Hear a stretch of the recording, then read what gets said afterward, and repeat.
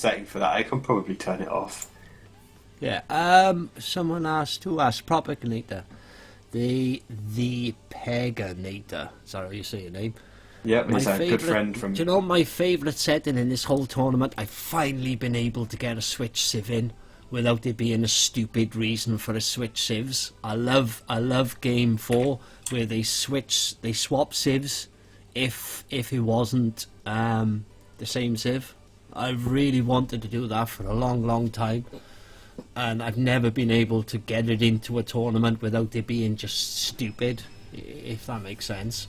And don't get me wrong, there's a little tweaks in this one that I'd like to do differently for next time, but I think overall I really like the settings. I love the fact we've tried to combine as many civs as possible where you're not forcing bad civs onto players, because don't forget these guys do this as an expert level. There's nothing. It's like saying to a racing driver, I tell you what, we want to watch you racing round in a freaking a 40 brake horsepower car just because it's something different to the 500 brake horsepower cars we normally watch you driving in and racing in. Does that make sense? The players got to enjoy a tournament as much as the spectators watching the tournament. So there's no point me setting civs and saying, right, you've got to play Goths War, you've got to play Byzantine War, you've got to play China War, and then you've got to play a Spanish War because we're all bored of watching Aztecs, Mayans and Huns. Yeah, so you have to give the players something as well as trying to give the community something. And I think what we've sort of come up with a multitude of edits and rethinks, and someone will come up with an idea and then we'll hit on all the reasons why we think that idea might go bad or might go well. And we've had about 10 different edits, and then you end up lumping with what you think would be the best. But yeah, me personally, the only bit out of all of this which I don't really like, which comes from me not wanting to complicate rules and settings too much, I don't like, for example, everyone assumed Brits or Celts would be the picks as the main free choice civs behind the Aztecs, Mayans, Huns, yeah? And somebody, say, picks Brits and the other person picks Mongols. I like that because the one person picking Mongols is thinking, I'm not going to pick the obvious Brits or Celts, I'm going to pick Mongols. But then the bad thing is, in the next game set then, they also are not allowed to pick Brits. But we talked about this, didn't we? And we think that, like, if a player really wants to use a civ, then you've got to use it because you take the risk of your opponent not using it. And I'm not disagreeing with it. I'm just saying, out of it all, I sometimes feel a little bit it's hard done by the person who goes for a random, a very different type civ instead of Brits or Celts for that one game. They pick like Mongols or China or Persia, and then they also are not allowed to then use Brits or Celts for the next game. So it feels like you kick them a little bit for trying something different, that's all. But it's very, very difficult in a rule set to put down on why they can or they can't do that. So I love the settings, but I always think you can improve a little bit. They can throw that curveball in game 3, assuming they're not like completely down and out, because there's going to be a game 4 where they have to play again, like the civs have to be swapped to as well. Like we've seen a lot more weird civs coming in game 3, so players are feeling comfortable for picking Goths and Japanese and stuff like that in game 3 of this tournament. So we are seeing it. It's just players do still need to prioritise picking their absolute favourite civ in game 2, otherwise they run the risk of losing access to it completely.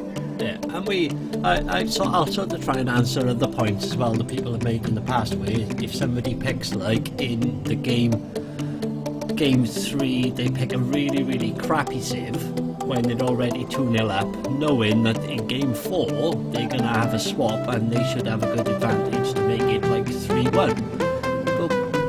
There's a couple of ways of looking at that. One, you have to have a little bit of faith in players. And 2, you've also then got an extra game, because if somebody's already 2-0 up, you've already proved in Set Wars of the Hands, which is the Arabian civ that they're the best, they won.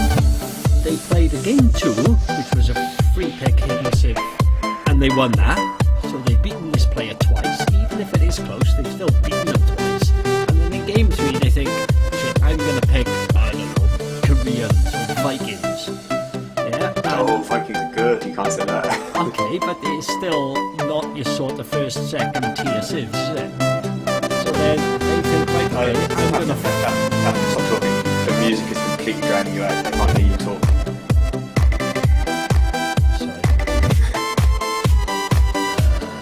Music... Just turn it off. Because I know, I've got to find it.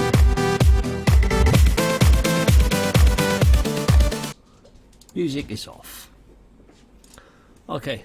Yeah, so short summary of what Taff was saying there. If they was talking about the idea that you can pick a really bad civ in game 3 and then beat the player in the game 4 instead if you're 2-0 up, well, at that point you've already proven that you are better than the player, or slightly better, or having a better day by going 2-0 up in Huns plus free pick of the best of the rest. So what it does is it forces a fourth game at least. And it does, if you do that and you civ yourself and you lose, it lets the other player back into the series a little bit, because then it goes down to one game to take it to a decider, and you might have the best civ, but you might have a terrible map and have used your restart and everything. There's a lot of risk in picking that bad civ in game 3, and we've seen it in this tournament. We've seen players win both sides of the matchup.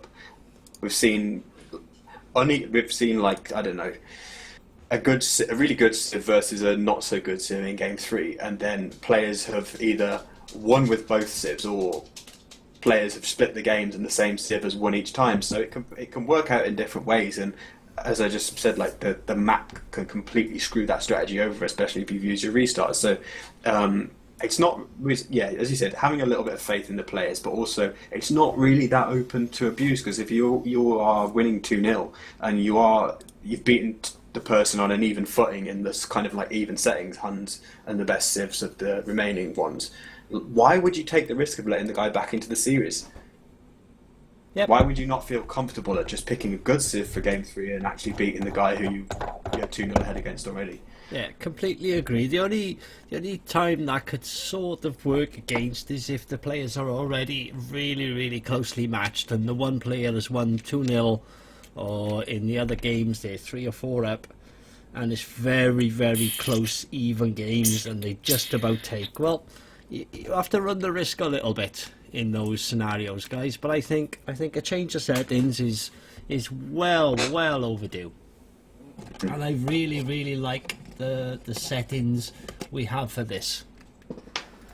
Yeah, I think it's paid off, because we've seen we were sitting there basically working on the assumption now game 2 is Brits War, Celts War, or Brits v Celts, and trying to work out what set of settings for the following games would produce the most diversity while still letting the players have comfortable civ choices.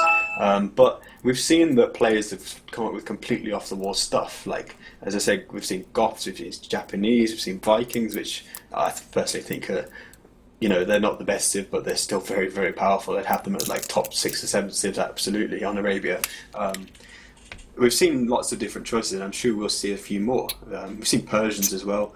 So, and the biggest beauty of it all, though, is the fact that we're also allowing the players themselves, who are experts, who know all of these civs inside and out, know all of the gameplay inside and out, we're allowing them the choice to still play with something they're comfortable with, instead of setting and forcing set civ games that are different. And I like that. I think it's been a real success so far in this tournament, and I think it can only get better. Yeah, and also it would have been very easy for us to just be lazy and chuck tons of team random in as well. But then you've got so many games where you're taking the control away from the players again there, and also you're going to have a lot of games with civilizations that the players aren't necessarily as experienced and comfortable with on Arabia, and then they're not necessarily going to show quite as high a level.